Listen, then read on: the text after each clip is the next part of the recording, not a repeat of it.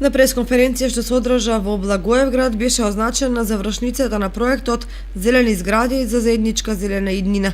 Проект финансиран од ИПА програмата преку Источниот плански регион во Република Македонија и областната администрација во Благоевград.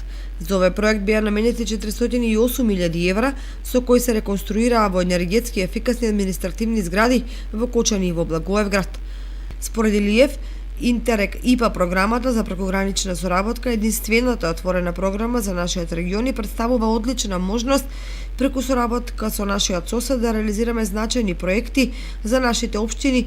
На свеченоста во Благоевград присуствуваше и министерот за локална самоуправа Сухел Фазлиу, кој го потенцираше значењето на ваквите проекти реализирани со прекогранична соработка и додаде дека податоците покажуваат дека ИПА е најуспешната и најискористената програма кај нас, што докажува дека субјектите ги имаат изградено капацитетите.